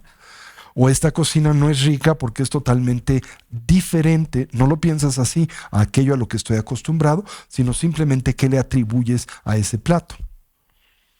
Una condición negativa, una etiqueta que concibes, le es propia por sí mismo desde su propio lado. Pero esa etiqueta no puede sostenerse cuando atiendes que eso que a ti te parece desagradable es agradable a otros comensales. ¿Sí? Tienes por fuerza que concluir que esa cognición es subjetiva, ¿no? Y es también temporal, porque depende de circunstancias que se manifiestan dentro del tiempo, ¿no? Por ejemplo, cuando tienes hambre, y si esta es lo suficientemente intensa, ¿verdad? Este tipo de asociaciones tienden a disminuir. Y aquello que en un momento te parece desagradable, cuando tienes suficiente hambre, ya no lo parece, ¿verdad? Aunque sea lo más repulsivo concebible, aunque te veas expuesto a un plato de insectos que pues están trepándose por tu cuerpo o por tus manos o en tu boca. Si tienes suficiente hambre, eso es un manjar, ¿no es cierto? En contraste, cuando no tienes mucha hambre, entonces puedes ser muy selectivo, y esa selectividad pues estará asociada a tus propios condicionamientos culturales. Y tiendes en consecuencia inconscientemente a pensar que esos fenómenos realmente existen como a ti aparecen. ¿Sí? Lo haces con la comida, lo haces con la gente que a ti aparece. Lo haces con todos los diferentes tipos de espectros sensoriales, lo auditivo, lo haces con lo visual, lo haces con lo táctil y así subsecuentemente. Y por lo tanto, operas dentro de qué marco de experiencia, el de el aferramiento y la aversión, esto es la estructura del apego y la estructura de la hostilidad. Y el problema con la estructura del apego y la hostilidad, acorde al señalamiento del Buda, y creo que esto es algo que todos podemos entender y con lo que podemos empatizar, porque no es difícil de comprender, por lo menos conceptualmente, eso es un detonante de insatisfacción. Así que lo que buscamos a través de las 4 recolecciones es, en consecuencia de la metódica investigación contemplativa, ir poco a poco entendiendo y familiarizándonos, no solo conceptual, sino intuitivamente, con la naturaleza transitoria, la naturaleza compuesta y particularmente la ausencia de qué, de realidad objetiva o de identidad intrínseca de todos los fenómenos. Y ese es el objetivo de la cuarta y última de las 4 recolecciones. Entender esto no solo de nosotros, sino entender esto de todo lo que a nosotros aparece. Por eso se le llama la aplicación de la atención sobre los dharmas, entendiendo, insisto, por estos, todos los fenómenos. ¿Sí? ¿Me siguen en ello? Ahora, ese tipo de aproximación simultáneamente se divide en una tanto contemplativa como una que es propia del periodo que nosotros describimos como post-meditativo. Para que ese tipo de entendimiento se haga presente y tenga, digamos, estabilidad en el periodo post-meditativo, que finalmente y también es lo que buscamos, tiene que, digamos, propiciarse o tiene que fortalecerse a través del periodo meditativo. Ahora, ¿por qué esto es así? Bueno, lo es subjetivamente para nosotros, porque no tenemos el hábito de la investigación. Si tuviéramos el hábito de la investigación, este tipo de diferencia entre el periodo meditativo y posmeditativo no sería pertinente, ¿sí? Porque de alguna manera el periodo meditativo estaría presente, se prolongaría y extendería a la totalidad de la experiencia que del mundo tenemos.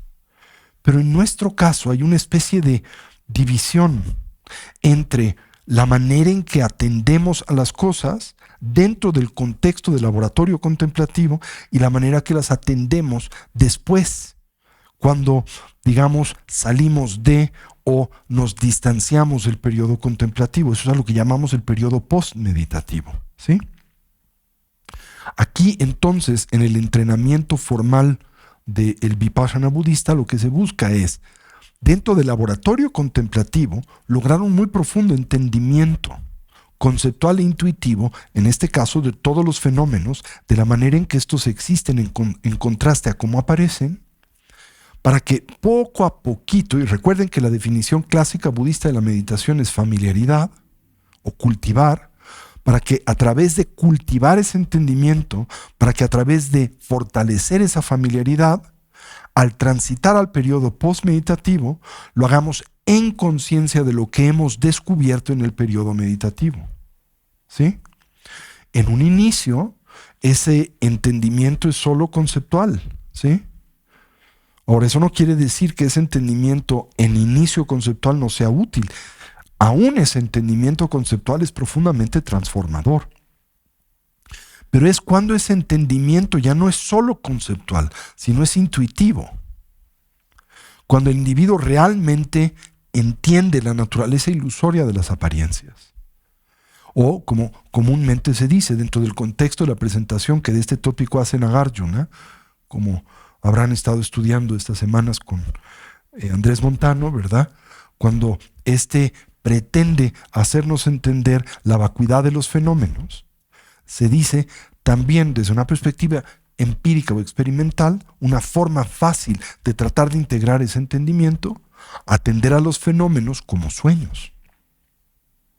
¿Qué quiere decir atender a los fenómenos como sueños? Bueno, de nueva vez, ¿cómo es que las apariencias se presentan en un sueño? Igual, ¿no? Parecen estar dotadas ¿de qué? De realidad objetiva. Pero esto es propio y característico de ¿qué tipo de sueño? Lúcido. No lúcido. ¿Qué sucede cuando ese tipo de experiencia se torna lúcida? Esto es, cuando dentro del contexto de un sueño eres consciente de que estás soñando. ¿Esas apariencias desaparecen? No. Esto es, no necesariamente dejas de soñar. Pero emerge una comprensión radical, distinta, un contraste muy profundo de aquello que sueñas, ¿verdad? Descubres y entiendes que esas apariencias oníricas no existen en efecto independientes a la conciencia que las ensueña. Y que la conciencia en el contexto del sueño es un elemento que totaliza o determina a dichas apariencias. Es cierto que en el estado de vigilia esto no acontece exactamente de la misma manera, porque las apariencias de vigilia no son meramente consecuentes de la designación conceptual del individuo y la colectividad. Pero es cierto que la manera en que nosotros percibimos esas apariencias, no las apariencias en sí mismas, pero la manera en que nosotros las percibimos, en efecto depende del individuo y la colectividad. Es en ese sentido que se dice que esas apariencias son como un sueño. ¿Sí? Ahora, ¿qué caracteriza ese tipo de cognición y por qué es tan importante? Porque, por ejemplo, en un sueño, cuando las apariencias oníricas se hacen presentes, pero su apariencia es una que tú identificas como ilusoria, naturalmente dentro del contexto de la continuidad de esa experiencia, que es esa, que ya no se hace presente, el apego y la aversión. ¿Y por qué no se hace presente el apego y la aversión dentro de un sueño lúcido? Pues precisamente porque descubres y entiendes la naturaleza ilusoria, por ejemplo, de las cualidades que asocias a dichas apariencias. ¿Sí? Es solo cuando esas cualidades son unas que tú concibes como objetivas que detonan el apego y la aversión. Y ahora sí, con la presencia del apego y la aversión, ¿qué acontece? La ansiedad, el dolor y el sufrimiento. O simple y sencillamente, desde una perspectiva muy primaria, la insatisfacción. ¿Sí?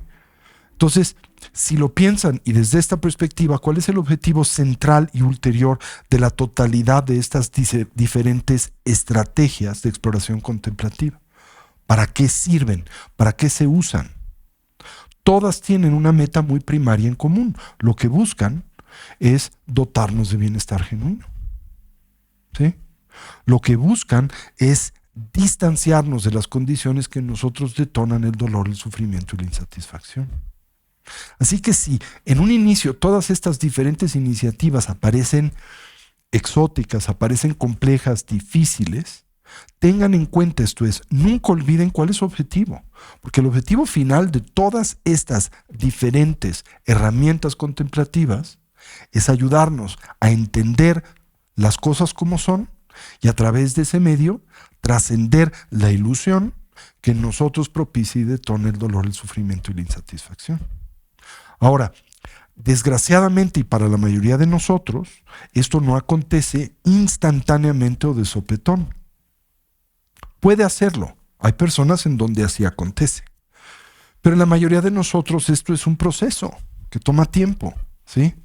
Y es un proceso que toma tiempo porque literalmente tienes que debilitar la tan férrea y profunda convicción que has abrazado en torno a la apariencia falsa de los fenómenos. Esto es, nosotros tenemos profunda convicción de que los fenómenos existen como aparecen. Y es muy difícil desbancar esa certeza, porque esa no es una certeza conceptual, sino es una certeza celular. Cada célula de nuestro cuerpo contribuye a pensar que las cosas existen como a nosotros aparecen. ¿Sí? Entonces, literalmente lo que tienes que hacer y lo que hacemos a través de este entrenamiento es una especie de proceso de, digamos, ¿cómo podríamos decir? De educación, le llamamos familiaridad o habituación, para que poco a poquito la totalidad de nosotros, y eso quiere decir literalmente cada célula de nuestro cuerpo, entienda que los fenómenos no existen como a nosotros aparecen. Por ejemplo, en la tradición del tantrismo indotibetano, específicamente la estructura del Narochuruk, de las 6 yogas de Naropa, un método para hacer esto es la yoga del sueño. Pero aún con la metodología de la yoga del sueño, el éxito en la misma, ¿de qué depende? Tienes que ensoñar recurrentemente por años y años, ¿verdad? Entonces no solo es suficiente aprender a hacerte lúcido dentro del sueño, sino que tienes por años que navegar los sueños con lucidez y por años navegar esa experiencia lúcida, ¿verdad? Con una actitud de investigación y cuestionamiento contemplativo que poco a poco te permita fortalecer esta nueva convicción hasta que eventualmente no haya diferencia entre la experiencia de la noche y el día. El verdadero ensoñador, que es la persona que logra éxito en esa técnica en particular, ¿verdad? La yoga del sueño, el Milam, ¿sí?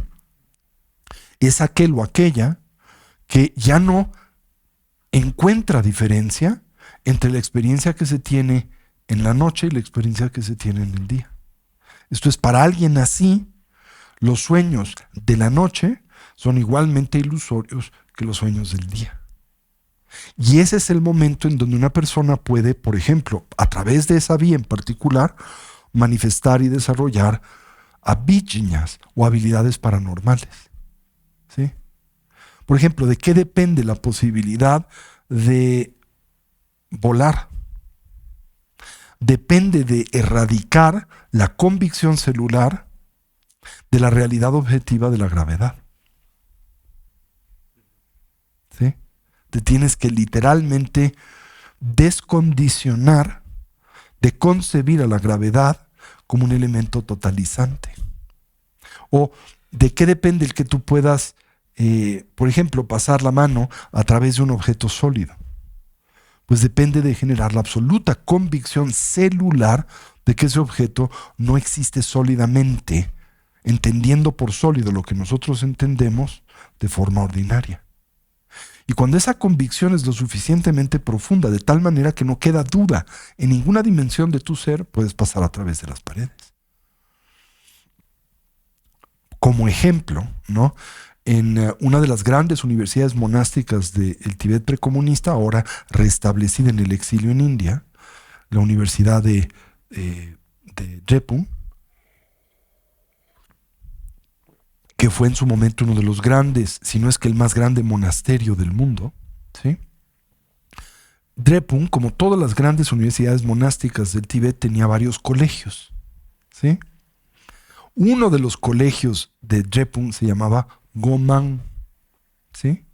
Cada colegio tenía su propia currícula, los textos que estudiaba, algunos en común todos y otros muy particulares, específicamente comentarios específicos de cada colegio a los clásicos de la literatura espiritual del budismo indio en general, ¿no?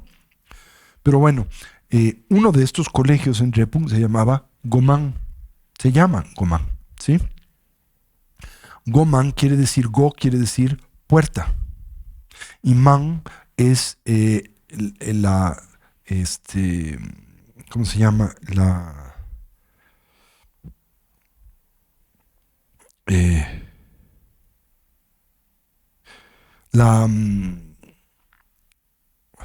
palabra es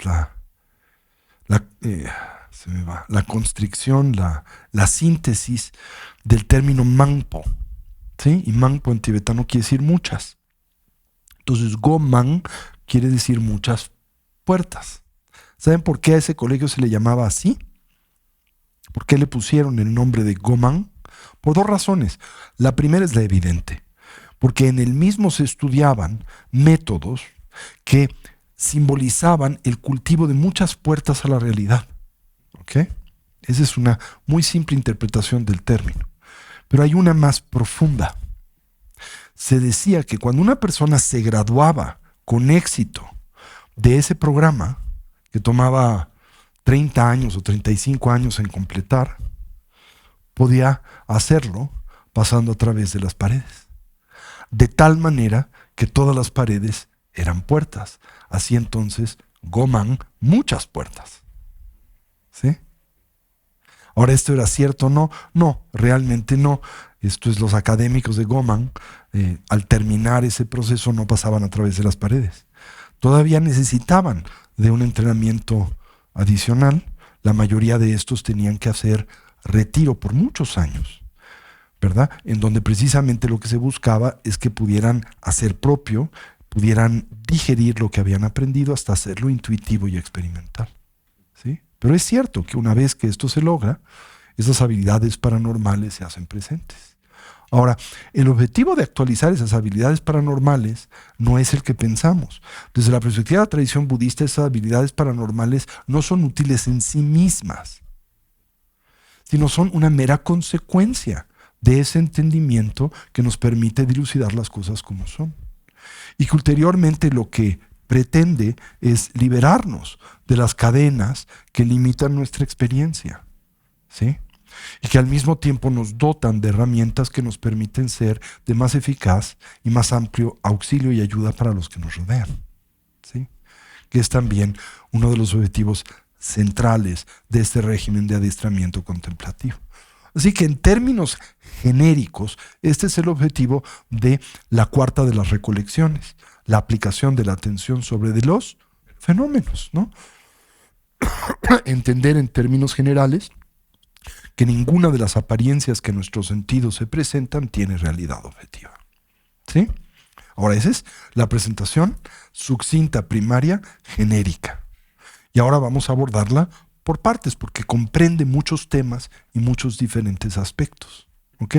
Pero lo que me gustaría es que no olvidaran esto que acabo de mencionar, independiente a todos estos diferentes tópicos y aspectos que la cuarta aplicación de la atención incluye, todos tienen por objetivo lo que acabo de mencionar esta noche: dilucidar la naturaleza de las apariencias, de los fenómenos, ya no solo de ti mismo, que es lo que hemos hecho previamente, ¿verdad?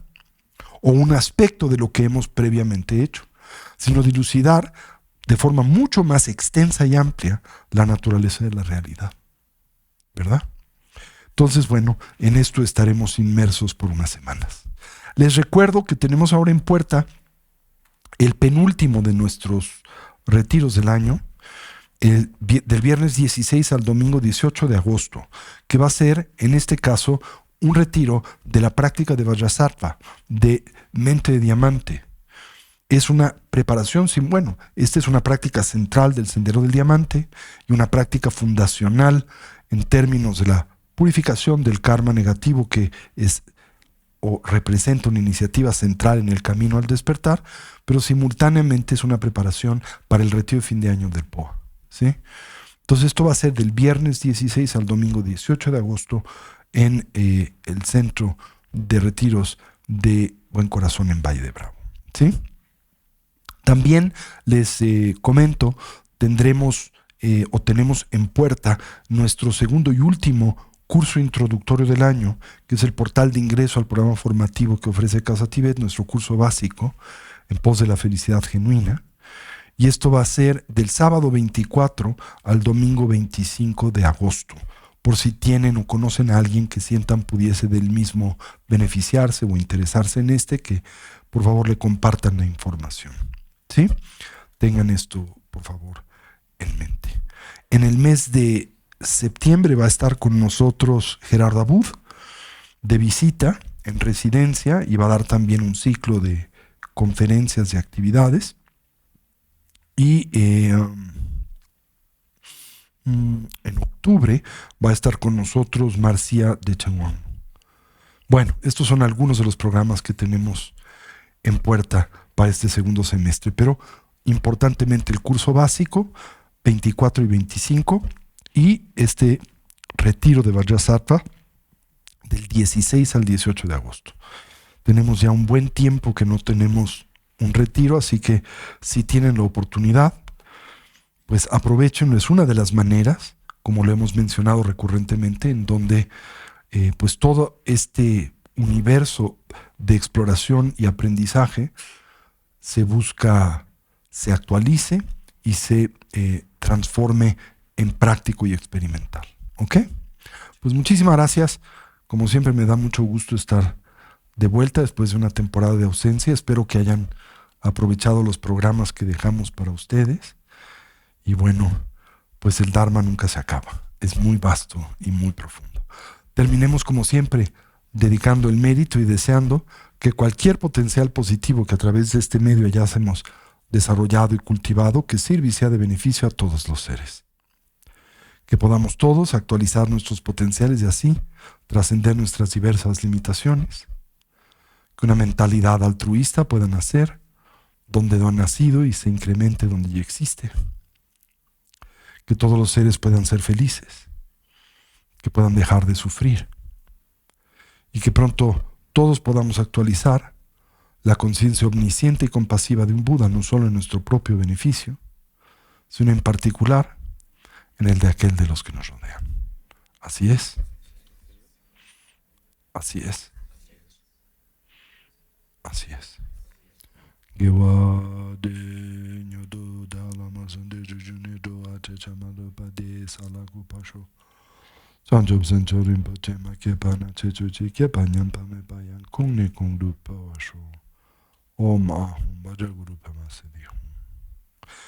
Y como saben, su Santidad el Dalai Lama recientemente transitó por una operación de